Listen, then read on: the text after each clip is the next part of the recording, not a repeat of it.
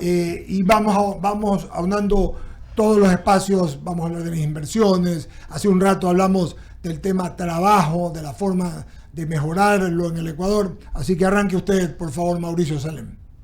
Gracias, primo. Bianca, qué gusto saludarte a los tiempos. Hola. Un placer siempre poder conversar contigo.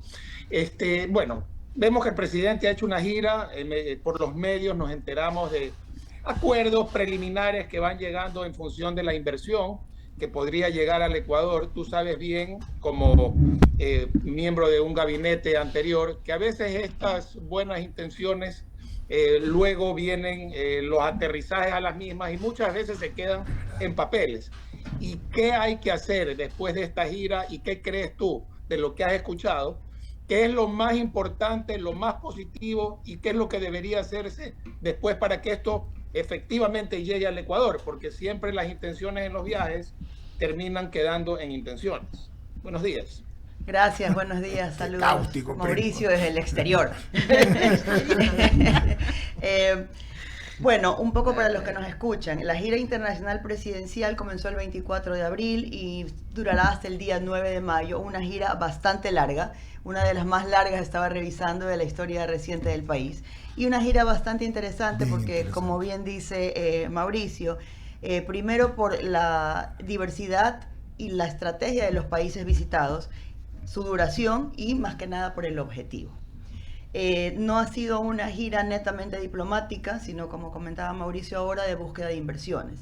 Y es importante notar que una gira, por ejemplo, con países de la región, Colombia, Perú y tal, difícilmente te va a traer esos volúmenes de inversión. Sí te puede traer cooperación, colaboraciones, articulación, pero no es lo mismo hablar de comercio regional que hablar de posibles inversiones de Arabia Saudita o del Reino Unido. Entonces ese es un tema primero a rescatar.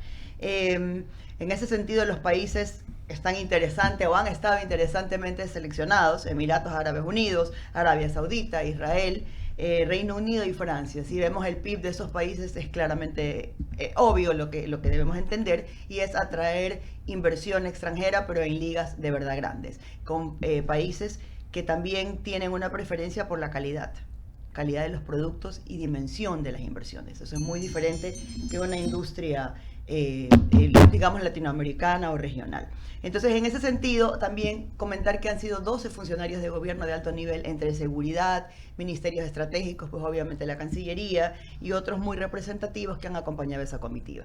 Lo que dice el ingeniero Salem, el economista Salem, también es verdad. Muchas veces han habido giras, intenciones, firmas de memorándums y acuerdos, y no necesariamente todo se ha concretado. Pero aquí también depende de dos cosas. Del otro lado, del interesado en invertir, Emiratos Árabes, Reino Unido, países que tienen un apetito por crecer, por expandirse, por tomar riesgo. Vamos a ver un ejemplo: la firma árabe Aramco, que compró todas las gasolineras primas en la región.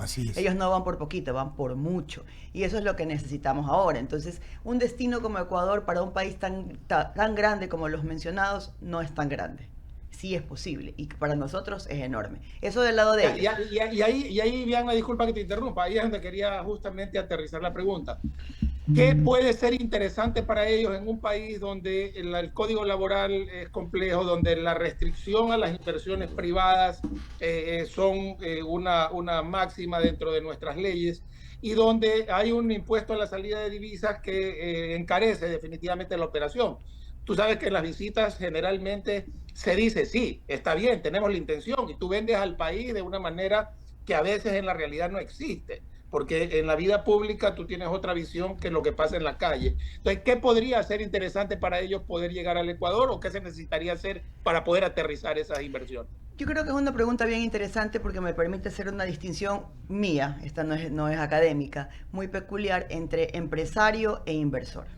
El empresario es alguien que pone su negocio, invierte en el mismo, recupera su inversión, abre una segunda línea de producción, una tercera, y le preocupa el tema masivo laboral porque es manufacturero, es agricultor, tiene el campo y eso, ¿no? El inversor no tiene tanto el interés de operar, sino de traer recursos, y lo ven en largo plazo, que es lo que él está pensando en un negocio financiero. En las grandes ligas, los inversores piensan en más riesgo.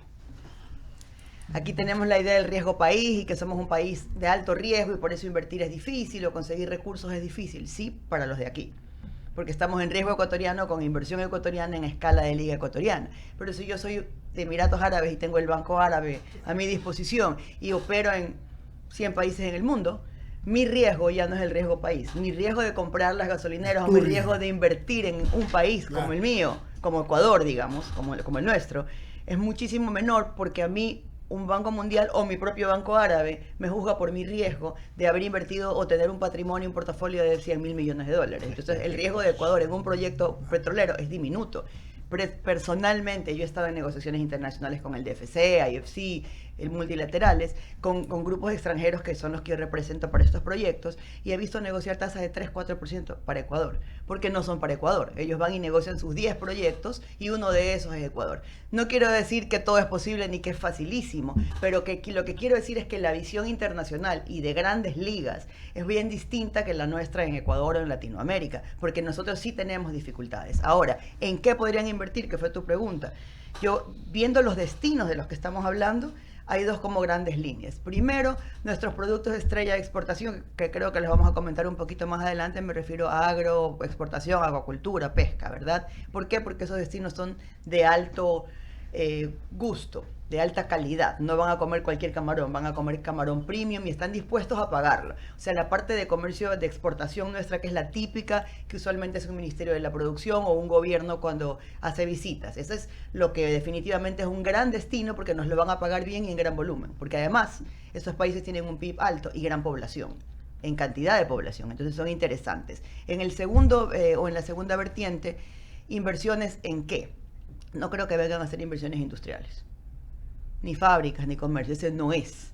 El giro es más bien sectores grandes estratégicos. ¿De qué estaríamos hablando? De cuáles son los sectores estratégicos: petróleo, energía, telecomunicaciones, infraestructura y obras públicas, vías, ese tipo de temas que son mucho más fuertes en primeros recursos. Una gran central eléctrica, hidroeléctrica, son $1.000 millones.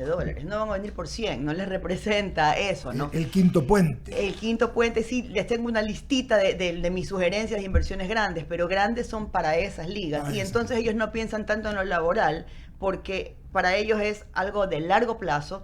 Obviamente sería mucho mejor que fluyera con más facilidad. Y aprovecho la pregunta bien importante para mencionar que con las reformas constitucionales que se vienen, y creo que ese sería un tema muy importante para abordar en otra conversación, reformas constitucionales que apoyen o aporten a la inversión privada. Ese es un tema que aquí el compadre también puede plantear muy bien. Deberíamos, como sociedad civil, hacer un planteamiento de 10 puntos, no 200, no 400 artículos, 10 puntos, que pueden ser 20 artículos, un capítulo, una sección, de cómo podemos aportar al desarrollo del país en la Constitución con la mira a la inversión privada. El ISD no nos ayuda.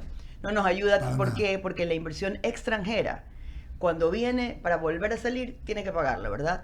Tenemos que ir trabajando sobre eso. Eso podría ser un tema constitucional. Claro, no poner el ISD, pero sí decir que no se le va a cargar más a la salida de divisas cuando haya inversión privada, ¿verdad? Ese tipo de temas deben de ir a la vena. Entonces sí molestan, hay temas que molestan, pero esos temas que molestan, si lo vemos del otro lado de cuál es mi riesgo y mi retorno, mientras más riesgo, más retorno tengo. Entonces, si yo ya soy un país o un inversor enorme, con mi riesgo diversificado en todo el mundo, y estoy en Angola, estoy en países de conflictividad, de guerra en el Oriente, me refiero en el mundo oriental, Ecuador me ayuda a balancear la canasta y voy a ganar más. ¿En cuánto? En 20 años. Mi línea de tiempo de ganancia no son 5 años o recuperar el crédito que tengo que pagar al banco de aquí en 2 o en 5, sino 15, 20, y además trabajo en la mitad con mi propia plata. Entonces es una visión un poco diferente. Sí podemos hacer cosas, muchas para mejorar, pero yo creo que la situación difícil del país afecta. La situación difícil impositiva, laboral, del costo de los servicios básicos, afecta más a la empresa en liga menor de volumen de inversión y pequeña, pymes, lo cual es desastroso, sí, claro, que a la gran inversión privada de fuera, que está acostumbrada a lidiar con los avatares en todos los países del mundo, ¿no? Y en eso no somos ni mejores ni peores. Okay. Clarísimo, Diana, muchísimas gracias. Siempre un gusto conversar contigo, y en cabina creo que Cecilia tiene más inquietudes para ti. Un abrazo. Gracias, Mauricio. Gracias, Diana, por explicarnos tan detalladamente el tema de inversiones. Pero justamente se habla mucho y se especula mucho acerca de estos temas de cambios y reformas a la Constitución, cómo pudieran afectar a la inversión. ¿Eso está pasando o no está pasando? Sí, la Constitución, como sabemos, es la madre de la normativa, ¿verdad? De la regulación, el principio, la columna vertebral de un país. Yo diría el cerebro, más bien. Sí. El cerebro. Entonces, el cerebro tiene ciertas restricciones que te dice que, por ejemplo, esa persona no puede correr muy rápido porque es muy pesada. Entonces, va a ser difícil que te metas en una maratón, ¿verdad?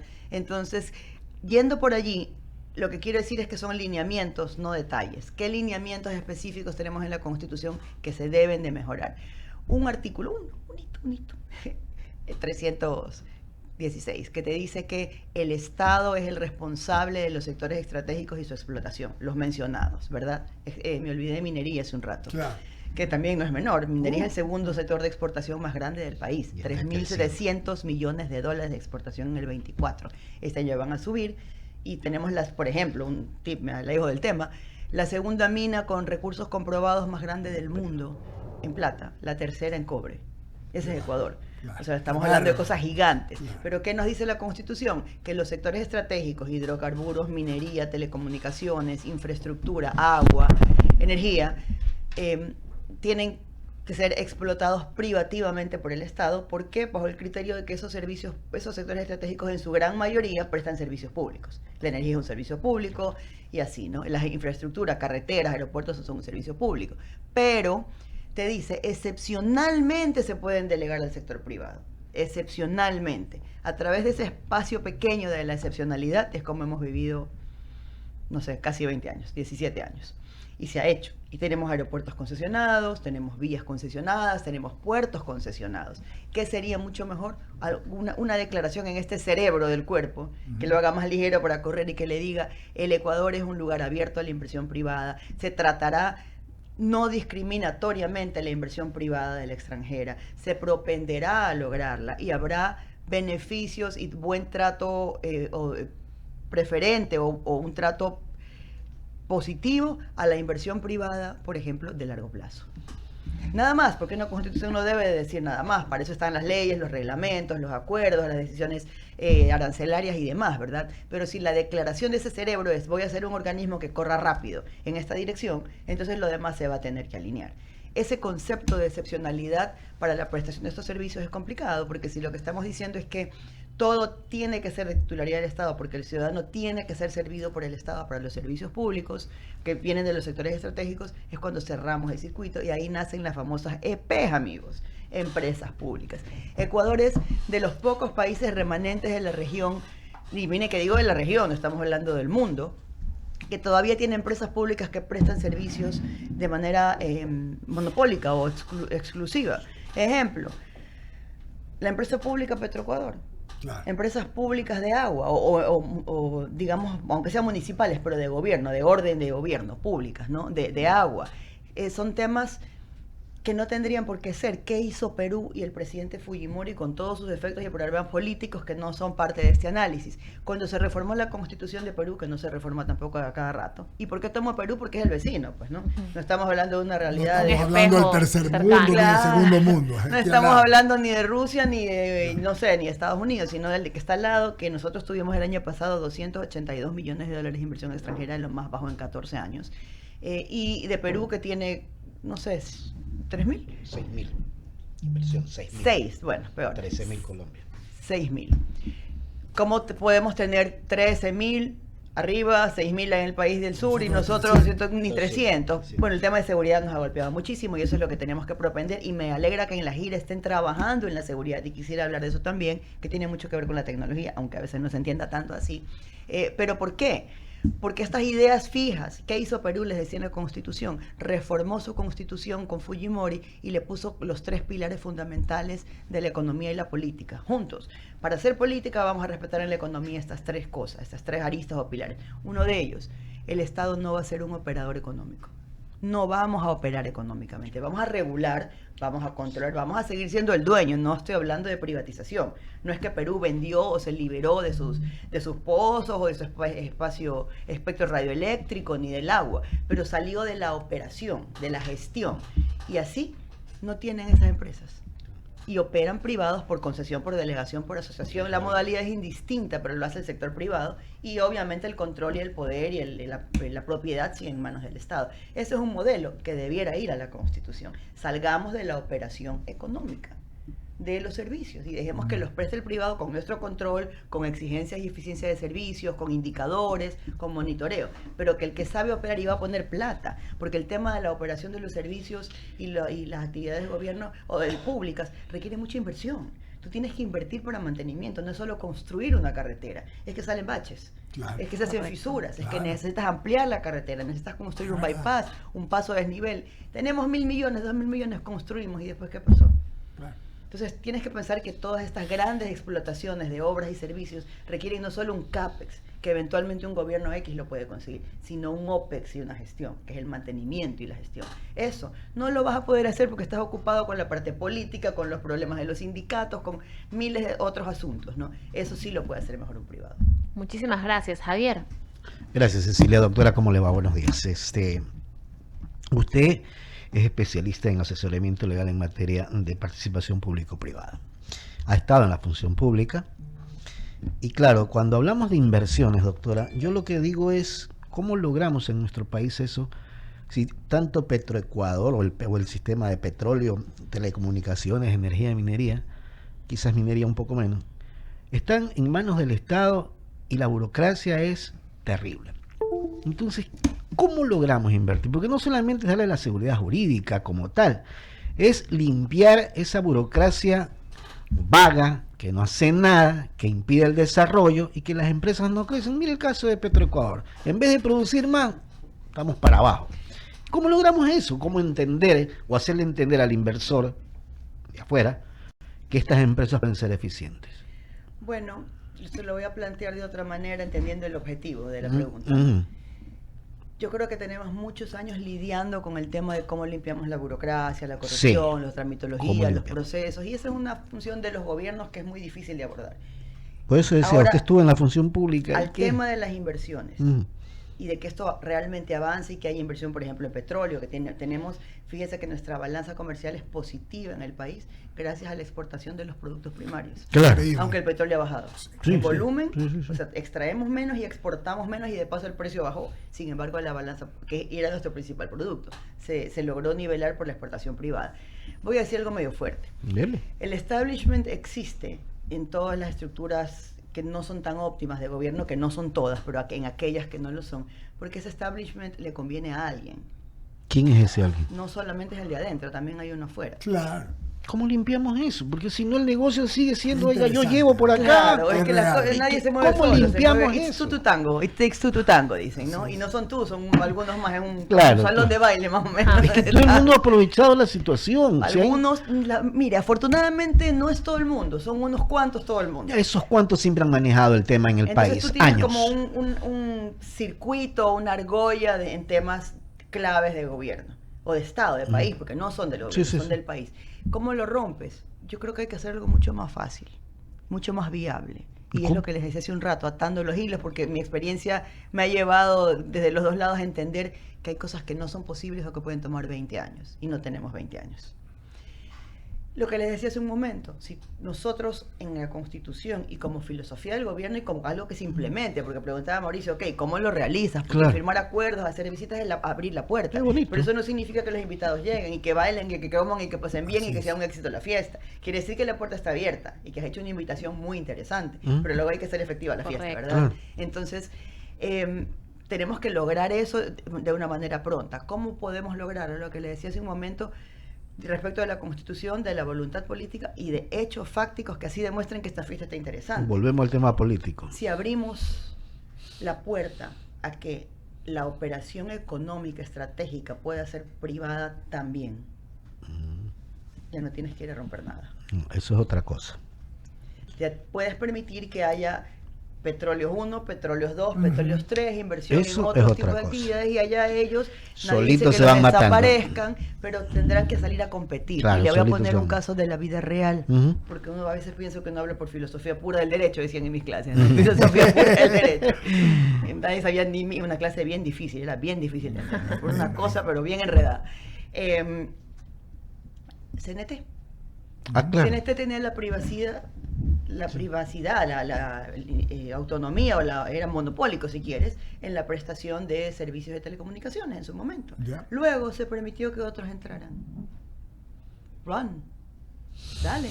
O sea, ahí está jurisprudencia al respecto. No estoy inventando, yo no hablo nunca de cosas que no se hayan hecho. De repente en Ecuador no, en este caso sí. ¿Por qué tiene que ser privativo? Entonces, en lugar de concentrarnos en cómo curamos un cáncer, encapsulémoslo. Hagámosle un torniquete a la pierna, de la rodilla para abajo, y vamos a salvar el resto del organismo con otra medicación. La competencia es lo que te ayuda a que cualquiera... O entran a la competencia o se mueren. Tendrán que ser más eficientes. obligados a regularse. Dijo una vez Carlos Julio Arosemena Morro, que en paz descanse. Muera Yetel, me dijo una vez. ¿Quién le dijo? Sí, muera Yetel. Porque para que la en República esa época se llamaba Yetel, viva, ¿no? Yetel debe morir. Así es. Tan malo era Yetel. Era re malo. Re mal. Re malo. Y sigue siendo re malo. Pero ahora lo sustituyeron por otras eléctricas. Bueno, estamos un poco con la nueva versión de lo mismo, y ese es otro sector que tiene grandes posibilidades, porque ahora con las nuevas leyes que les llaman coloquialmente ley de incentivos privados en la inversión eléctrica, que les llama, se las conoce como 2.0 y 3.0. De febrero y en noviembre del año pasado va a salir ya el reglamento nuevo a la esta ley, a la 3.0, la de noviembre, que se llama justamente apoyo a la inversión privada en generación. Entonces, lo que te está diciendo es que poco a poco el mercado energético no han tocado el establishment público, pero están permitiendo la incursión privada en el servicio, lo cual te lleva a la competencia, y desde el tiempo de Adam Smith y demás, y su banda, como dicen, toda la teoría de los economistas famosos del mundo, la competencia en el mercado es la que te nivela la calidad del servicio, el precio y la eficiencia. Pero hay que liberar estas trabas que usted señalaba para poder para que pueda venir la inversión privada. Esas trabas son también complicadas de liberarlas. Pero son trabas regulatorias, ¿verdad? Sí, por eso, pero es que no hay un... De la regulación. No claro, hay por un... eso hablo de la Constitución, Claro, porque sí, si pero, te vas arriba, todo lo demás decanta. Fíjate, volvemos a lo decía político. Termina siendo político. Es imposible Yo divorciar sé, economía y doctora, política. yo sé, pero ¿sabe qué? Es que aquí tengo una frase, una palabra que no la quiero decir por respeto a usted, pero ya la Asamblea tiene que entender que este país tiene que salir adelante. O sea, dejémonos de esa palabra, porque si no, pues vamos a seguir hablando usted, de Eduardo, Cecilia, Mauricio, todos, lo mismo de hace 10, 40, 20 años, no sé. Es un problema serio. La política en este país ha preferido sus intereses partidistas antes que los intereses de los ecuatorianos. Sí, por eso la Constitución es una oportunidad, porque esa asamblea que resulte, o el estamento que fuera al final, como se decida que se vaya a hacer la reforma constitucional, sí tiene que tener esa claridad y ese valor cívico. Claro. Pero para eso, y aprovecho el micrófono, como dicen, insto a las personas que nos escuchan, que son de interés privado, de inversión, de sector productivo, de opinión pública bien intencionada, sin intereses ni sesgos, en que también tenemos que ser propositivos. Claro. Porque Sí, nos quejamos, no sé qué, todo. O sea, ¿qué vamos a proponer? ¿Cómo participamos? ¿Cómo incidimos? Aquí hemos sido propositivos y hace un momento... Y desinteresados. Hace un momento estuvieron aquí el presidente de la Cámara de Comercio y el exministro de Trabajo. Y la radio, liderada por Eduardo, fue propositiva para una reforma profunda. Hasta la fecha estamos esperando en la Asamblea. Sí. Es ese el tema, ese circo mal habido llamado Asamblea Nacional. Ese embudo. Ese embudo. Bueno, pensemos que de aquí hace. para adelante, con un gobierno que tiene un poco más de Sí, estructura sí. y articulación con las otras funciones del Estado que Ojalá. las anteriores, podemos Ojalá. salir adelante, pero nuestra propositividad como sector de No, la yo le sociedad entiendo, doctora, de le orden entiendo. privado tendría que poner estos famosos 10, 12, ojalá no más de 10 puntos que estamos esbozando, y todos hablar de lo mismo. O sea, tiene que haber un acuerdo también productivo en para dónde vamos. Es lo que Sí. yo siempre pienso y digo. Siempre discutimos de los disensos, pero ¿cuáles son nuestros consensos? ¿Cuáles son nuestros consensos? ¿Cuáles son Claro. nuestros 3 puntos, bullets, 4, 5 Sí, que sí. necesitamos en una constitución? Y hay que escribirlos, y hay que leerlos, y hay que publicarlos, para que también la asamblea famosa se sienta presionada que esas Eso 8 o decía 10 Miguel cosas Ángel tiene que González. escribirlas. Eso decía Miguel Ángel González. Yo conocí 5 documentos del sector productivo de este país que fueron presentados en diferentes gobiernos. Hasta la fecha se cumple uno, Eduardo. Claro, pero es que uno solo no. El Pero tema es hacer ¿sabe una fuerza ¿sabe de... lo que significa el poder productivo de este país? Todas las cámaras. Presentando un documento escrito a cada uno de los gobiernos de lo que yo conozco. 5 documentos. Un tema no se ha aprobado. Muy bien. Antes de mi pregunta, un dato de última hora. Citi pronostica que el precio Brent del petróleo podría caer a 55 por barril, lo que equivaldría alrededor de 44 Con para el el crudo de castigo. Ecuador. De llegar a ese valor y mantenerse, representaría una caída de ingresos estatales anuales de aproximadamente 3.400 millones. Ojalá no suceda esto que está pronosticando Viana Maynor. Hace un rato hablabas de que la gira tenía algo interesante, que estaban hablando, moviéndose en el tema de seguridad, y que de la seguridad derivaban en estabilidad, y la estabilidad y la seguridad te generan armonía. Pero dijiste algo más que ibas a tocar. Por favor. Sí. No lo tenemos tan claro porque en el Ecuador estos temas aún son nuevos. Quiero cerrar el tema del petróleo. Por favor. Les decía que la balanza comercial positiva del Ecuador fue positiva en el 2024, sustentada por el precio del camarón, el banano. Y el cacao. Que dos cosas nuevas entran. El cacao acaba de puntear en $1.000 millones de exportación. Sí. Somos el primer país ahora del mundo por circunstancias geopolíticas que, bueno, no vienen al caso, porque siempre hemos estado muy altos, pero ahora hemos subido en cacao también. Entonces, ¿qué somos? El principal exportador del mundo de camarón. En banano, entre productor y exportador, punteamos del primero al tercer lugar del mundo. Ecuador es así, un puntito, ¿verdad? Tenemos el tema del cacao, $1.000 millones, estamos todavía cerrando abril, ¿no? Increíble. Y la otra novedad es el atún. Claro. El atún. Ecuador se ha vuelto un hub de procesamiento de atún para exportación, que solamente en la región lo tiene México. Entonces, pescamos 300.000 toneladas y procesamos 600.000 de otros países. Eso se llama ser un hub. ¿A dónde voy? Todo eso es producto de exportación. Y todo eso es a donde va en la gira. Y bueno, obviamente más a China y tal, ¿verdad? Esos productos que están dispuestos a pagarlos muy bien por su calidad, por su precio, porque además, por si acaso, qué exquisitez, ¿no? Comprar un atún ecuatoriano desde allá Arabia Saudita y le puedes poner cualquier precio. ¿Por qué menciono esto? Porque tradicionalmente hemos vivido el petróleo, Petroecuador, la burocracia, la corrupción. Todo es esfuerzo privado aquí en el país. Todos los males del demonio, ¿verdad? Todos los achaques. Pero fíjense que el sector privado va creciendo y la pregunta que yo me hago y que les planteo a todos pensarlo, porque hay que ser propositivo, lo que hablábamos.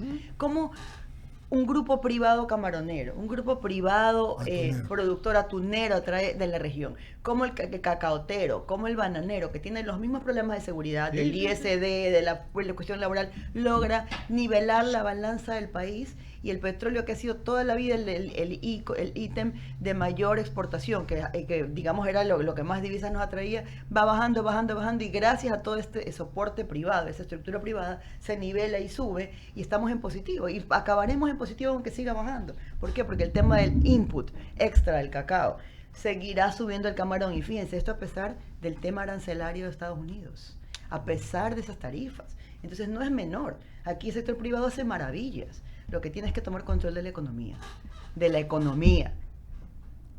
Si llegamos a un país en el cual se puedan disasociar, no digo divorciar, pero por lo menos vivir vidas paralelas, economía y política, estaríamos en Suiza. Pero con una economía mucho mejor que Suiza por nuestros recursos. Claro, ese es el trabajo, ese es el objetivo. Y eso es lo que hacen en Perú. ¿Ustedes saben quiénes controlan la economía en Perú? El sector privado. Político. Y por eso no hay problema. Por eso ese país ha votado ni sé cuántos presidentes y sigue funcionando y sigue teniendo crecimiento de PIB de 6, 5, 4, 3, 7. ¿Qué le pasa al riesgo país cuando sale un presidente y entra otro en Perú? Nada. Cero. ¿Por qué? Porque la percepción de los mercados internacionales es que economía es una cosa y política es otra. El político de turno no va a incidir en la economía, es lo que le pasa a Estados Unidos. Aquí saquearon el Banco Central y allá en Perú se mantiene años, creo, el mismo gerente, presidente. Ese es el segundo pilar de Fujimori en la Constitución. Increíble. Y aquí estamos. Los funcionarios que regulan la economía en el gobierno tienen un tiempo de duración distinto que el gobierno. Y son elegidos con una participación. Nos guste o no nos guste, en campaña dijeron los ecuatorianos. Eso asusta, pues. Claro. Yo en ese país me voy. Imagínate. La taradeja abunda. No le hablé de la seguridad. Vamos, nos quedan 3-4 minutos. Hablemos, a ver, rápidamente. Cuando hablamos o cuando pensamos de tecnología, pensamos en 5G, en la renegociación de los celulares o de las telefonías, en Internet, y está bien, obvio. Pero también pensando en otras cosas, que es lo que está pasando en la gira, para cerrar un poco la temática de la gira. Ellos hablan de seguridad. Seguridad hoy prácticamente es tecnología. Ustedes se acuerdan de los espías, ¿no? Y los dobles espías, y andaban persiguiendo a la gente y tal. Ahora los espías están aquí, pues, ¿no? Claro. Y no solo en el teléfono, me refiero a los softwares. Control de seguridad se hace a través de tecnología. Equipamiento físico sí, pero las cámaras no son unas camarotas. Normalmente no se ven ni siquiera, ¿verdad? Lo importante es lo que hay adentro de la cámara. Ahí. inteligencia artificial, Qué bestia. automatización, controles, algoritmos, perfilamientos de riesgo. Cuando usted pasa, le pongo un ejemplo fácil, llega al aeropuerto y le piden el pasaporte y le dicen, abre la maleta o no abre la maleta. Eso es seguridad. ¿Y a base de qué? Porque no es el oficial, no es el policía aduanero. Que lo entra es claro. un sistema que uno no entiende Claro. qué es. Ese es el sistema de perfilamiento de la aduana, que tiene ya su perfil identificado como que necesita abrirlo, la maleta, revisarla o no, según su riesgo. Estoy poniéndole un ejemplo muy sencillo de un pasajero ordinario de un aeropuerto, pero eso es lo mismo para todo. Entonces, en seguridad, el objetivo de la seguridad es la prevención, la inteligencia. Cuando los estamentos de seguridad operan en los niveles adecuados, es como yo comentando con unos colegas también de seguridad, pues es que cuando la policía llega al lugar del delito y ya están muertos, Sí. ya ha fallado el Estado, porque la idea de seguridad es prevenir que no los maten, no ir a 15 levantar los minutos cuerpos. después, así es. Entonces, la seguridad a tiempo real, a tiempo actual, va por la inteligencia y la prevención del delito, de los carteles, de la metodología delictiva y delincuencial. Entonces, ¿cómo se hace eso con tecnología? Pues ya no tienes un espía viendo qué pasa y pasando la información. Tienes un algoritmo que procesa mucha información y perfila y te avisa qué va a pasar, cómo va a pasar, qué riesgo hay, dónde intervenir preventivamente. Eso es lo que se está haciendo y no es menor. Porque todo el tema que estamos hablando de inversiones, sinceramente, y lamento decirlo, pero yo pienso que tiene mucha más correlación con el tema de seguridad que con el tema de estos asuntos económicos como el ISD, laboral, que no es que los menosprecio, pero otros países con economías y con situaciones mucho más difíciles como las nuestras, como en África, como decían, los países de ciertos países de Europa del Este, son iguales de difíciles. Es muy difícil. Centroamérica es súper difícil para la inversión extranjera en términos regulatorios, por ejemplo. Pero tienes un Salvador.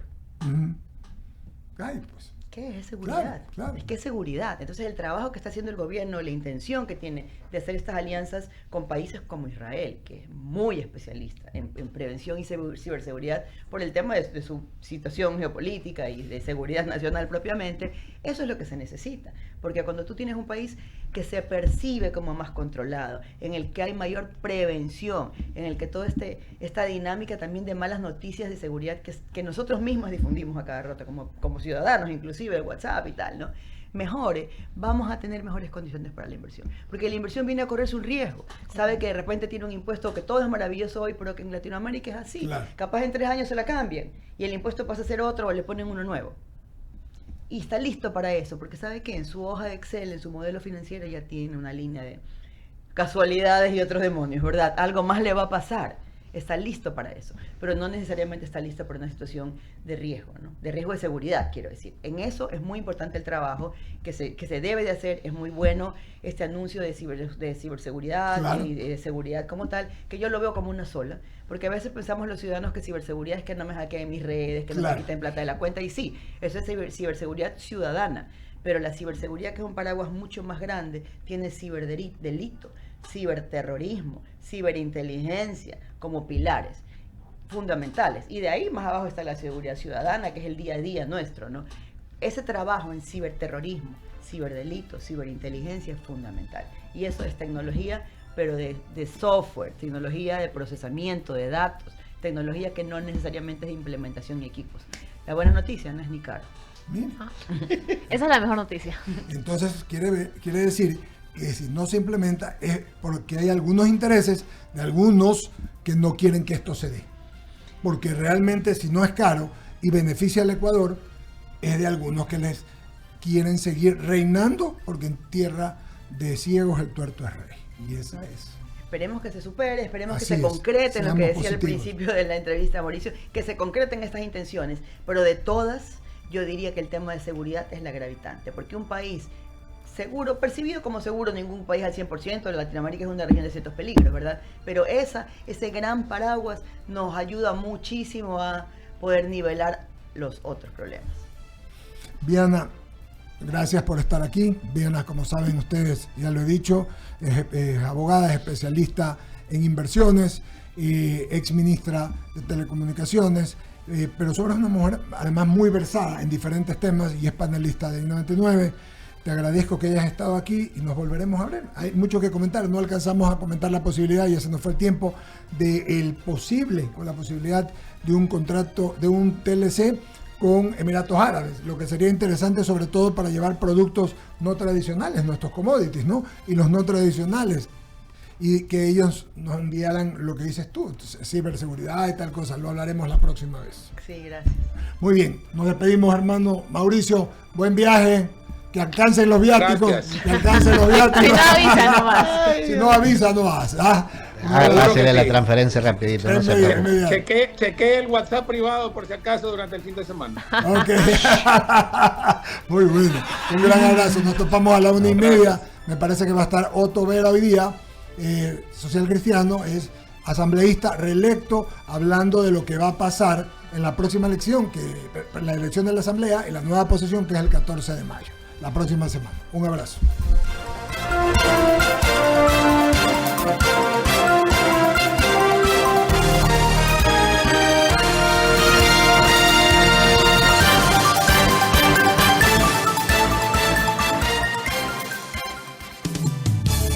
En I99 hemos presentado su programa de opinión y noticia, Diálogo.